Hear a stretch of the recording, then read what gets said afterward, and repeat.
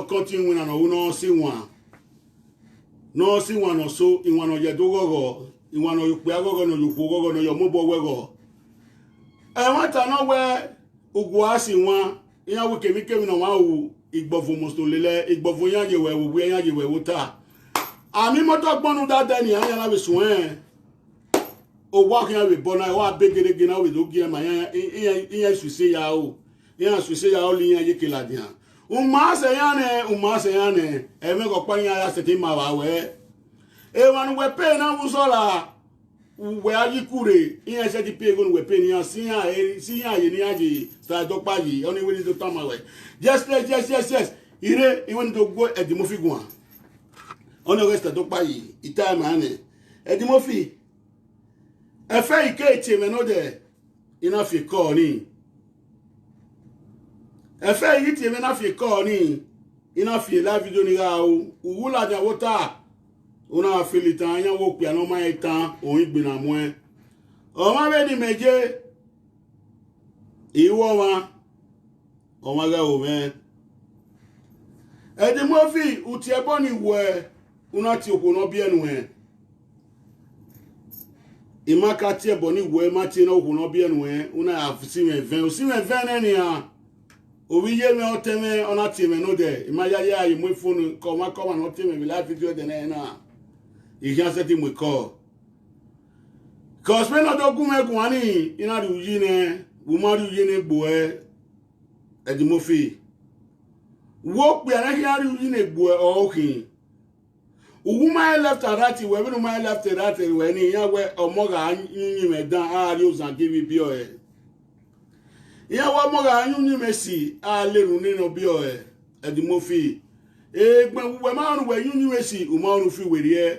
Yeah, where you not see it. Unaya, you don't buy in.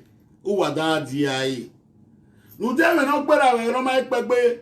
When we ask, when you ask, and Bini kuya sanwe o si enu na ya yin o te ya yin ani e te mi dan because ogun oba we kin ogun oba yen mi kin o 5 and 6 okay ni wa kin we on we ri epu we ogun oba we kin wa ri ana we kin wa ri abi o se ti fi e o se ti pe ni adege tu we university we na university kege ni ya de o pe se ti swini na gina we ko se ti swini na we gina we Adeguma me to come word o sa gegbewe una rege iro han o sanu we de gin ani yan ye ki egbe yo ma ye fowori yan o ye unya apanu bubu e di mo fi emi ne to come we de na omo bohin e dan igbo eri uta se very aware ugwalo wera me hia do oni ri address no ewu tie me be phone ri address to wera me no ira me o no fe iye me o no fe iye ma ke gbobare owie do yan e gba wewe wote no se be gwa wo egwa we na mo dogboto o je be mo dogboto kian edene na be na yegun ana I come oteme fe you know de na gwe na we set una fi werie ma we give me problem uga ge me ba fani be fe call me to ma ge me but to talero na so afilitan egban we fi werie uti e boni mi me imaka ti ni we uti e bono ku no bie me ade me to bi me na ti e bono ku no bie me o ma kan woro pa Iyawo bono gbazana or razana. Iyawo bono gbazana or razana. Okbo we ufunu gibi me utie boni bi me utie boni okuno ka bi me. Adegina la diana da amwe bogbe is not your business. E no kan we. Una finu ge wu to we gbe di mo fi. Efe bright it to fan we no there.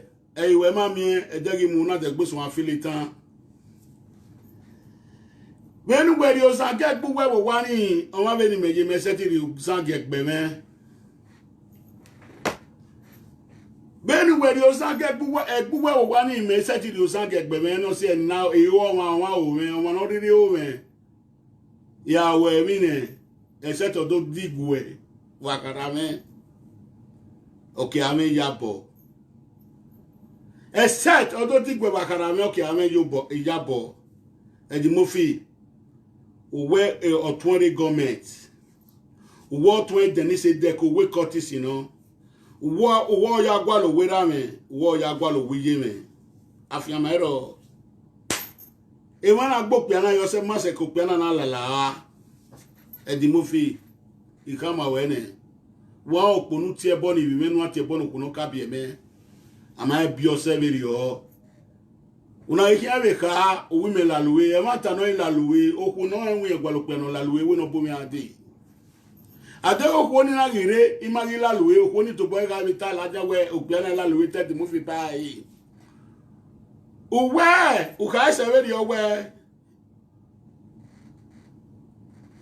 wa pa no bobokin e di mo fi e gumeda vie secret e kinodion wi we ga do e gumeda vie la dian but nevertheless even you need to come away.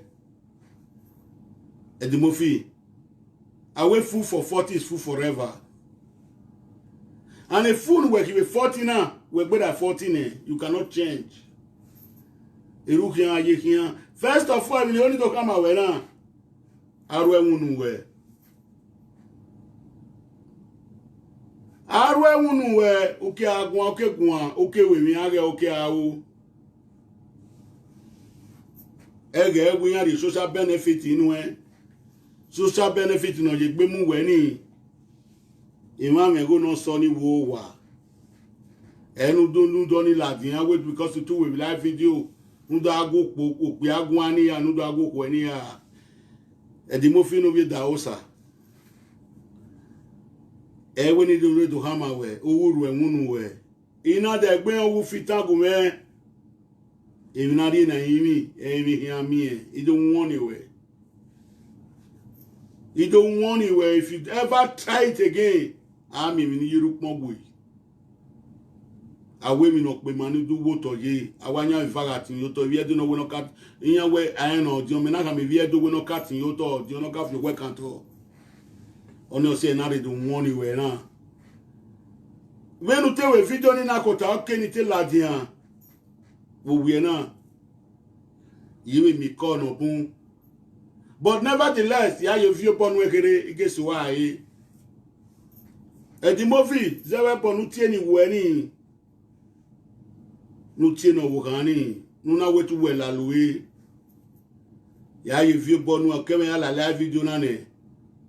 And ya you view bonu e. Nwa wenwa even ya go magwa. Ema ya go gwa bina riri mie. Winu go we not yon gwa we. Winu go gwa. Pra. Dama koko ese. Ugwalo no dolo we no di anyime we e wo pari si winu wa ya yin wa we gangi we wa we ya egbe oko won ko won yin si ne winu wa on wa ya mu ina to eyan si yu wa gbe adogun na yobo we si we go wi e o ma si eyo gbe kini problem la we re aden we so an owo ko tu we ni e de problem la we re e de problem la dagun we nu ma ye and then was one hour go to where na so na so awon pe video na fun la din e dero problem life we o kan we la am no manu e do na okwesi do ku na koko wa ni je koko iye ma koko ese mother like daughter e je kin ije na okwu owuwe na okwu agbon okwu no kele yen ni gbe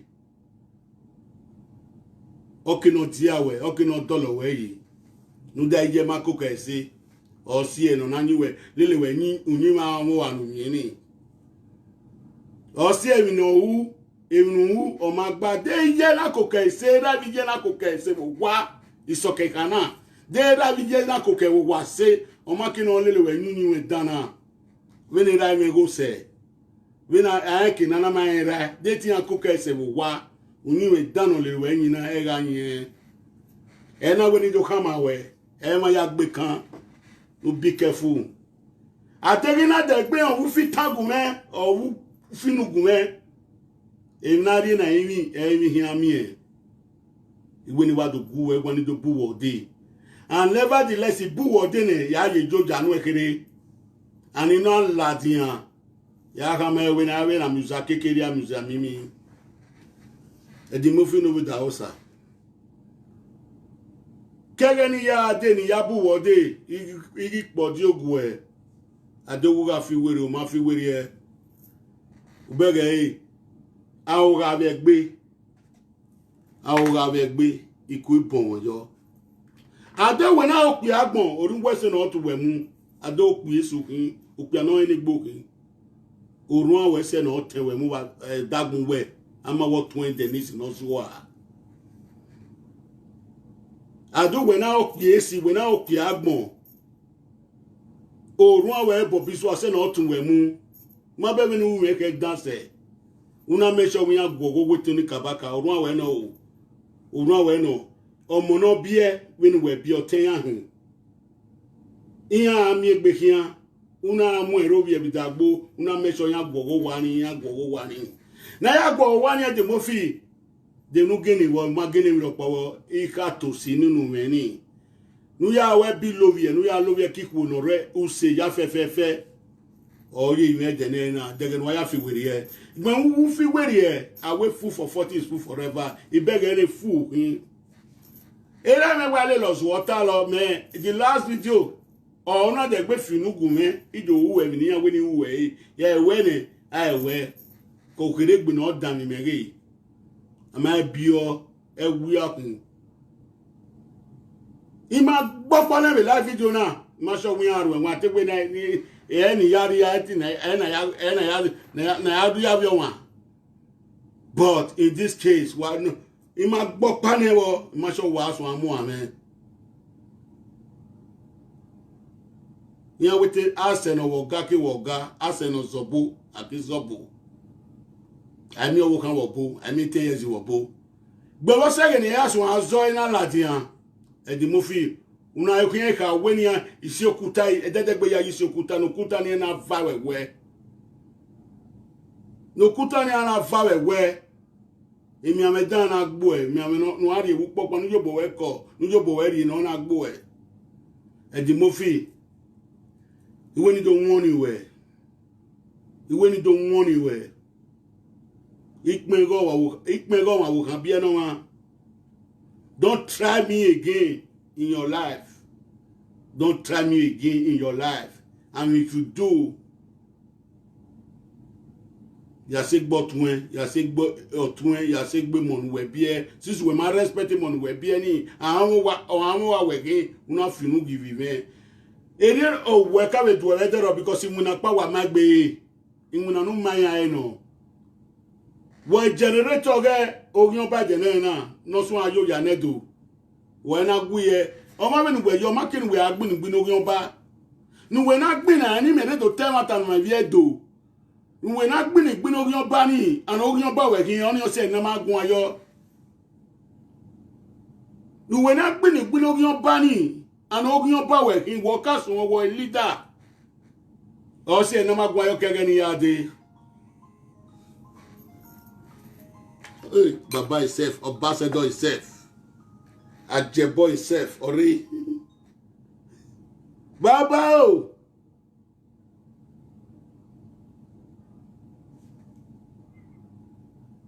Hello, Baba. Domo. Comment clair. Il dit moi speaker. Baba, domo. Diri, ikari ye fun yo ne. Wo wi to tama, wo wi tana baba. Hello. Ila na maklen ila we kole yi. Mi no wati, mi na wo sun.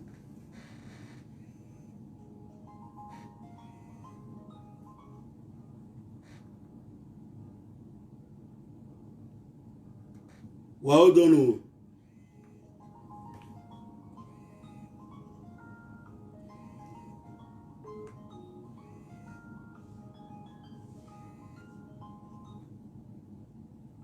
Baba yourself. Domo, ni mo speaker. Ni mo speaker. Hello, ni mo. Ije ni ye phone up akọlu we no ma clear ni ye phone up akọlu we baba. Hello? Ni ye phone up akọlu ma clear. Okay, all right.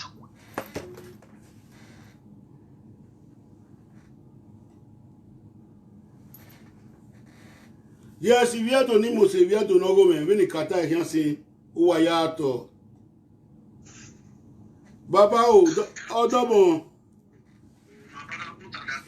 What aye baba. Call my brother. Aye baba, where's the baba? Ajabo himself. Ajabo one of what my brother. Call. Nika only tamawe. Omanti meba. You know power no one this something again. I tell what's the name? Abama GT. Yeah, because that person know me through you.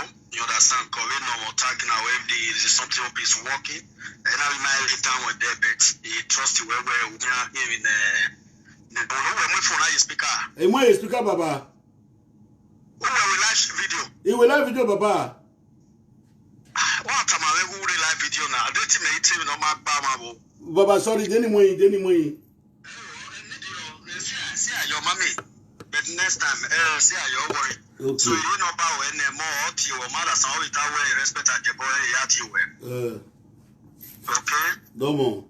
Hope any time I know the whenever every time no come as all you know there. Baba, me call the only time away. They la video. Many years you ta. O de would not tell me. O de would not tell me. Damn you. After we were calling me, I feel you not calling me.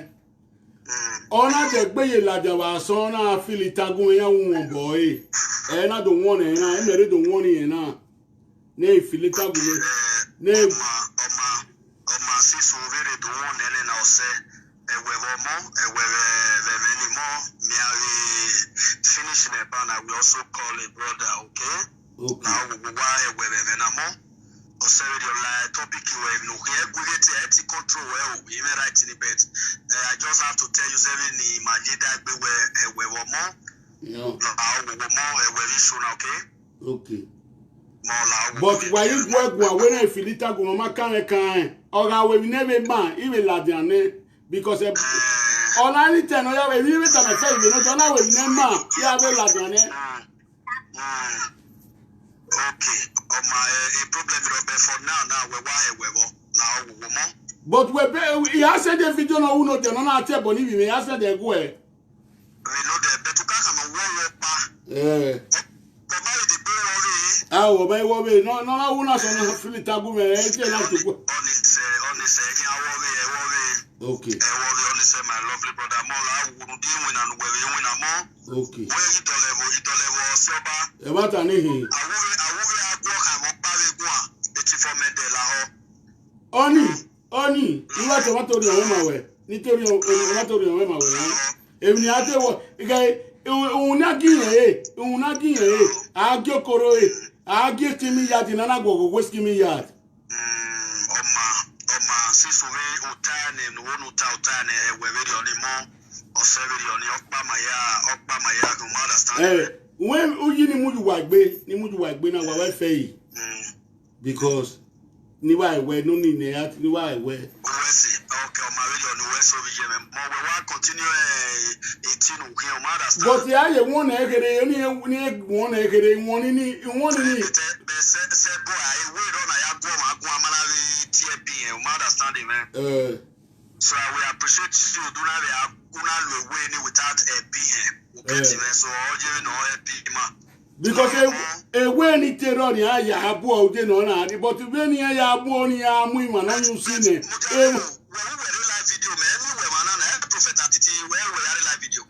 new generation prophet attitude ile page say page ne Instagram page gige Facebook page me gige okay because me go we prophet atiti me mami we okay fine it's okay later I tell you more bet where me na allow me no be me more yeah we no doubt later my eti comment the way even write in one video where boy literally talk show where even write in other comment the way bet at least when you get down when you get down we are right now ti we fi we wari e menita when we be je what na eruwata ma no de ti wari but ona de gbe lade ona da azu o wa so ni oyo me le gbe lade nte la ya wa fana e wori e pe radio ni e we pe we bi je me mo la ogogo mo eyan baba e give me pe radio ye sunu we kiri be je we video we ti me ya to bo me ti e o se baba o se I promise you pe radio na de gbe sunu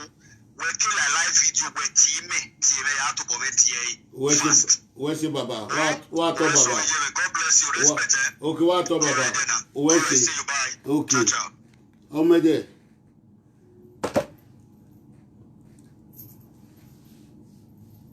ivieto no ro wa ke no resi wa ya to ebi ni oni do ka mu wa gafi nyi mi ma were e unyi ma to si unyi mi dan ni ma no bunyi okay ni ma fi were e wo yen wa ga gbugbo agbe no mo agadu eki adu no mo kemi we de na e mo do dori e una opi anore wa na ohunore wa no onu mo no gbo onu yu si gboto no onu si egoto kire wo e mi no gba e bi nu we yayi e ri o wani yayi ami no fewe go we ami no fewe go ta e nu we do ga obi o ka kere ti moto no mo se obo wa no mo se ori gbofo yorion o pi anori gbofo yorion ko no ri gbofo yorion eyun si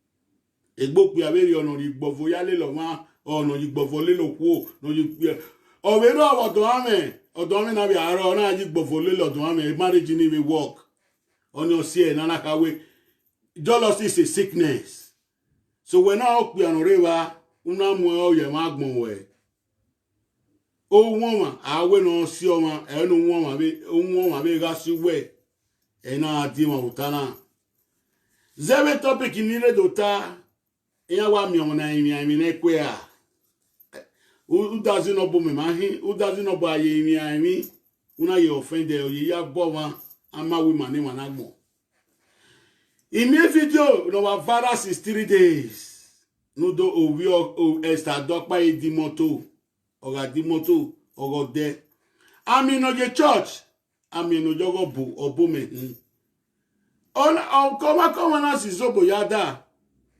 ana do bo mi ami no sizobo wo give agi owo ori sizobo oya mu yada it's not your business when na je church no when na very bible pa re church ni on wa ro pa we ro no do gbo fu we wa una gbon ma we igo kerekere we mi de na ni agbo aseti ya ma we on o se na nada mi we e ma so ro ego ori ego ta da su se emi omo no ori ne that because on my way we don yo bossy we go we no so una egbo pe aberi o no abego ovi wa ga yin si ovi otun hi yin si o agba lo kode no ya se koto kemunu no ya se koto nlao no fi were wo e mi no gba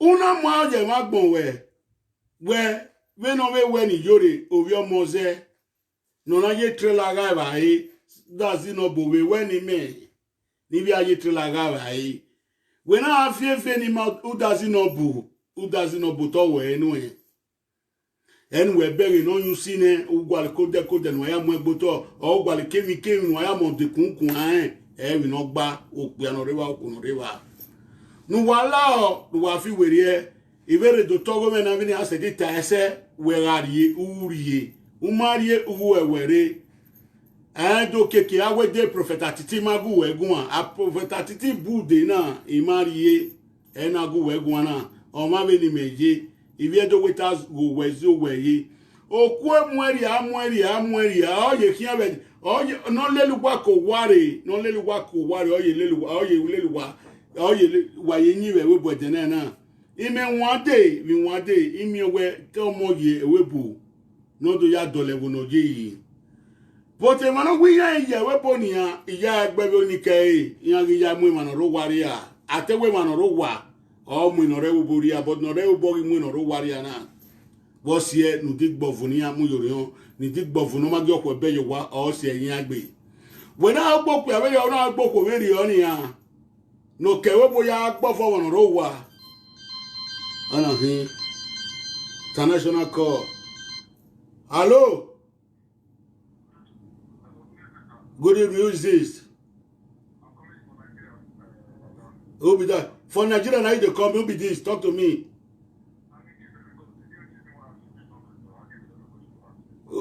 Whose question you want to ask me? Call me for WhatsApp. Call me for WhatsApp, make people they listen. Call me for WhatsApp. Or we get brain here, we Nigeria can call. Yes. We not don't know what I hear when you want. Oh, when you video call. Oh, my video call when you want. Yes, it was swim and again and he let me talk to these people. People are watching me. I have a lot of questions that I want to ask. Hey, everybody in the egg. Wo bagwa o opening of your bagwa we send there in your meeting. Your bagwa o me. You can wait till me what's up? Yes, it took me to who. Mazabwa Zio kere because of when Nigeria get call. Or we in Wataniano or taboo, lot of questions, lots. So in a way not calling me what's up nimo you we agbon adam yo. Then akwe. Na na fia ma wan we here or we Gabriel atin. Na na te Gabriel ni e Gabriel we ruwe Bible. So in we even no man do know me ya have set it when you. I don't know what I'm about. I'm sorry, I cannot help him. If you don't know what can receive, Wayato. Buy your Abba Majiti to draw the belly fat at to sling down. Why invite I was you worry, why inviting Yari? Or Mare, or we, okay, Nigeria call we are no water. Why invite I was you one in our day? Buy your Abba Castle to draw the belly fat to sling down. Why invite him and why call him from Nigeria? We I don't know what I will get brain here, boss. Or I Rebecca may not say if you cannot speak Edo, he will not speak pidgin English. Or I say pidgin English, I can respond to him. Get the video because I'm not Nigeria. We I don't know what I get percent on your book. If you don't know what can receive why I told why you not mama buy your Abba GT to honor him. When we in Nigeria ban. When we in Nigeria ban, W you calling me. Hello. Well, when Nigeria where you ban, when are you not W calling me? Okay. Okay, Finland West State. Go am I speaker o?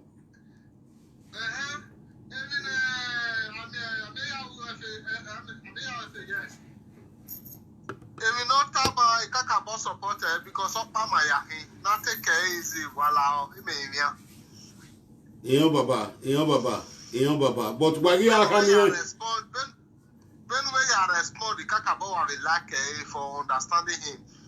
Because we don't feel it, maybe feel it because of Pamaya. He have been following you for a long time. Where's it, Baba? Where's it, Baba?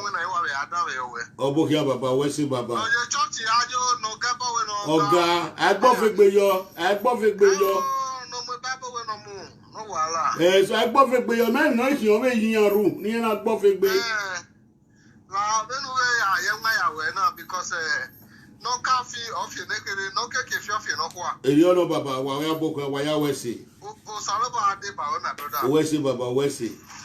Where's it, Baba? Where's it, Baba? Okay, where's it, Baba? Where's it? Ariano, Baba, what? Okay. So, a metal way I will not call it from Nigeria, but no Zebu or we get international way, international yako. International yakonia or magikonia, a gangiano.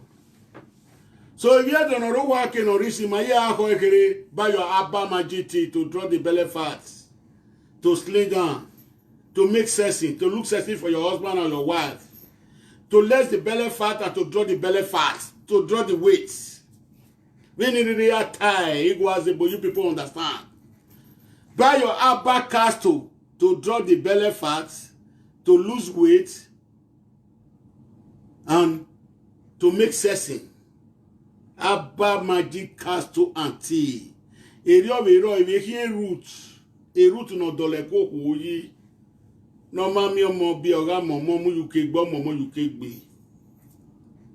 No be come a stroke and rheumatism igma we na here one. Ana hin. Me man wana. Okay ni pick aí. Hello baba, domo. Domo baba ni mo speaker because any call no really about the name I mo speaker baba. O ese baba agun na.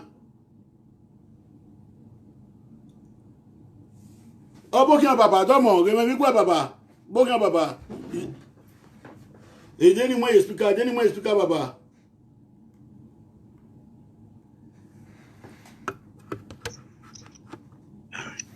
Baba, go here mo speaker ne. Pues ni o pange ambassador. O ya ve na.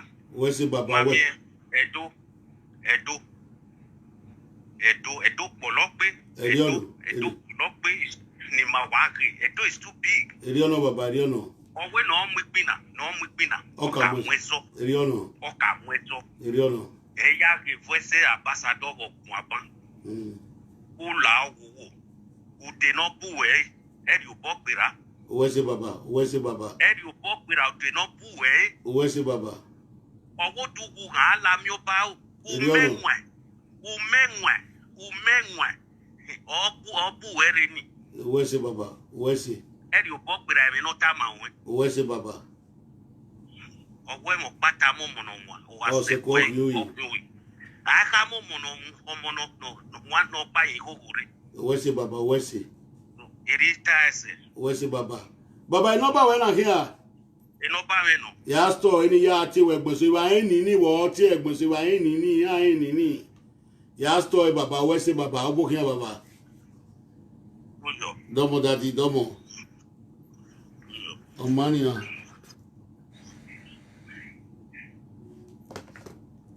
Yes, if you don't know work in Orisi, I'm very happy to hear people's voice today. Like people important in the community that called me. Waya bokia waya wesi kino tie me kino ma tie no wogo me no ma. Iya we areva amezo no gi a o wa dolo igele pon wa be ni wa do ya wa dolo. Efeye oteme ameya we fe ambassador of our time. We say a Prince Amoedo me no take the Prince Amoedo we say ram obokia no we call him Finland wa bokia wa we say ni magi kenania no we are no motaba no call him from Nigeria is there ko o my call so nika fataze tine egbe to store no be WhatsApp because no be WhatsApp ya won ake ave mo pa obo na ya store you bono pa ave to gwale obono pa be fear we re e ke na call na ya call WhatsApp o be logan egbo ko se just all question the number we no store no team akoy ave na ki no be Italy na.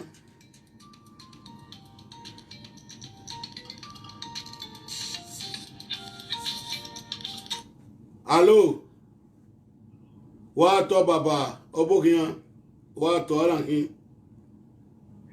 hello domo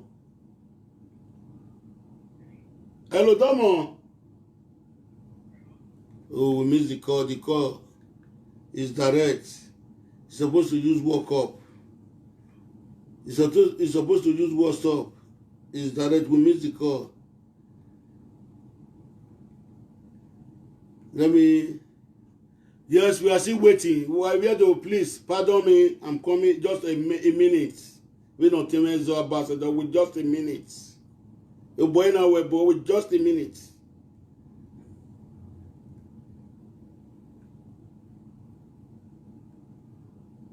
So if you have to know work in order see when it is when it kata I can see. Hello, Baba. wa tora me e na gbo ama we gbe new tie o ma gba if me prophet atiti o me na pa no new generation yeah.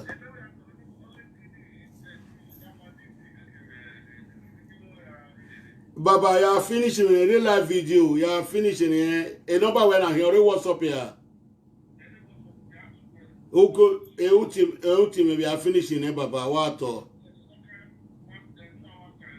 Okay. Where's the Baba? What? Okay. Buy your Abba Magic tea to draw the belly fat, to clean the weight and to clean the EKB, and to clean the nose, to clean the way. Everything is cleanable. Everything in your body is cleanable. To lose the weight. And even I still get some root when I dey say, when they make woman belly they settle down. You know, say the way man don't shake the belly, when man don't shake the belly, you go they make a way go the heater, not go feed the heater. Because he don't do too much work. He just do too much work, both back and front. He just shake the belly. No. Me don't bring roots come out when they cool the belly down. So if you be woman, come and buy it. If you be man, I still get root for rheumatism, and Vabros. I still get root for rheumatism and Vabros. If you be woman, I get everything. If you still need anything spiritual work, call me. I'm there. Our God say he plant leaf for example, say he plant leaf. Or when you keep it, you are who know may take and help people, not be took and destroy. So me come help my people, not be make people come they destroy people like people where they see now, where they say they be presenter. They say they be presenter, they say they be professional speaker. You go as the professional speaker at here, maybe a blogger at here. Now to destroy people, now the day. When we're going to someone, I should they look on other person, yes. Now some other people they look your own. On a oigmatiti, on a T.O. by you know that person we have. T.O. ni man, you know ni mean. So if you have to know go man, waya to waya bokian, nika we put the nika are here about piani kejo calling me from Nigeria, need their best one. Eti amobok pegbe, igi mobok pegbe. Gbẹ̀wé ìmọ̀nà ẹnẹgbẹ̀ ọmọ̀nà ẹnẹgbẹ̀ nẹ́sàbẹ̀ bámọ́wò. N'eri èmi náà ọ̀gẹ́ n'eri ìbàgọ́ máa fi n'ọ̀yìn ìṣẹ́wẹ́wò. Àgàmì gbọ́ àwọn abẹ́rẹ́ ọ̀nà bu ọmọ agùn wa. Ọ̀kì náà ya ẹ̀wọ̀n ewì mi. So if you have to know what kìnnìún sí ebùdíníkàrí rẹ̀ sí wò kàwé dáwà sùn ẹ̀ ọ̀nà àgà ẹ̀sìtà dọ́gba yìí. Esta dokpa yi no teme no si wano no rienere do. Awo ma ahia ma wagbon e ba ni imanagbon eyin na mu dubure. Ni yo pasere ma we wi yore owi omozela dia. Ina mu dubure duboni. Ona return back to sender. So Esther e dokpa yi omo no si won hin. E le data lo bi social media. Si wani ma usi nwa wagwa si nwita agana kabama wo samore na are ni begeni mi na we ekita ayegbe tata la pa ogawi wo asinwa nusinya e we ma se yane iya iseki ma we waria na ma waria be uru no sa bo ari enwe e lori aru we wa uru we ni e dori awa ma ye wo we e boni no mo onigi akwe awagwa ka boni eboni no wo kamenete o kame ya wari oni ya mulawa iye meno eboni mi na gbon ama we gbe bi ni ka itasin wa ise yin na yi wa we no ma send egi wa woni ma ni send video gan agu wa make na concentrate even wa o distractive even able to distractive eyan oni ado cause life wa we ma bele ma no le ni yan ya fefefe ri opa ya hin so ni so do ayi. Yes, egbawo plani mare no do no mota international yako gbebera ma omo edo igumegun ambassador igumegun awo oponamu tasi ela we ni fe ko lawa gbebi se ko omare ya mu gbe ni afe ko ya se zodo wani ani ya lobi e yan wa rere bi e ami dogo Egbemi do boni atesi yoto ete windo kio ya weni ye wevo ya re revie ni ani do mi dubo o pe na are wa ko na are wa na wu ye sabada na ko we no lati ha o mewe ko yi o ma be ni meje ya we asheti mu otanata edeni meri egbe me la jawe chocho media ne boti chocho media ina we wini prophet edere we gbegbe kegian no bumede ni aya gwogian ya menunu gwogian iri yu gbe ya gwogian iri ye ebe ya gwogian ya ma we gbese ya ma ya we kinana bi David ana bi Goliath many years ago ma seti gbe Goliath David giro na gbefua so ri gwan servier do no go me wa ya to wa we say by your Abba Majiti. Let me play the last music and let me go. Let me play the last music and let me clear the floor. So I will start with Dr. I have an artist. Wow, where's the Yana? Wagia, we boyana, we bonayana. You got Nigeria Tian lay here, or again a lot because if you're more boy, you are billion, if you're more boy, 10 years, 5 years. When you got Ben or Ronnie. Or when the police are day, if be a car, 20 years of Viasa or bo, near Yak Bear, Yasanic Belma Gunes or bo. So, while Lilia Talosia, because I'm a cocoa, say, or Moneda be a cocoa, or making no guanse, egua pra.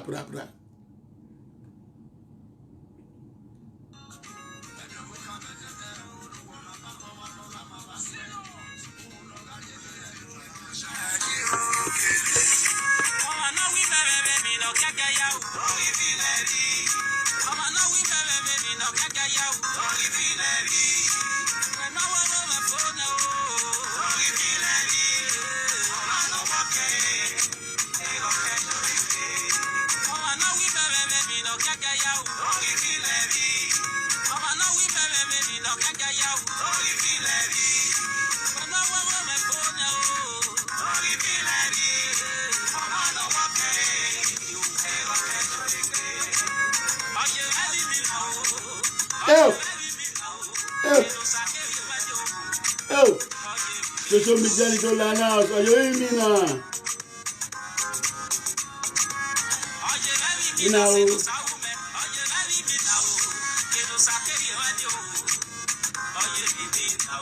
Yes.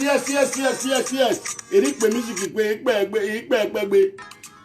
So if you don't know go why action we awaken dokpa yagalaja time to time ni da wa fatime inwinani we bi gwe de by 18 ni we hie no yokuasi no yokusi yagalaja time to time ni mo ye ma gbon me imare do mo ye ma gbon ma bi e ma gbon me hia mo yi ise di mo ye ma gbon bi adego ma na we mi no ma gba ọwẹ́wò nana gbọ́ ọ̀wọ̀n wé mi dangun ẹ̀wọ́ ni ya dín yẹn dọ́wọ́n náà wé mi náà máa gbá yàrá alájà time to time bí dáa gún ya gún à. ìbí ẹ̀tọ́ náà gọ́mẹ̀ wáyà kí n wẹ̀ gúbà ìbí yẹn yà sọ ọ̀ bàbà yà bí bàbà yà ọ̀ brokin ọ̀ gúbà ọ̀ ebo mi máa ń yẹn correct wọ́ bàbà yà ọ̀ ebo àbí gúbà ọ̀ ebo ọ̀ kí n sẹ́ pọ̀ ètò wà kí n sẹ́ pẹ̀ wà kí n wí ẹ̀ o.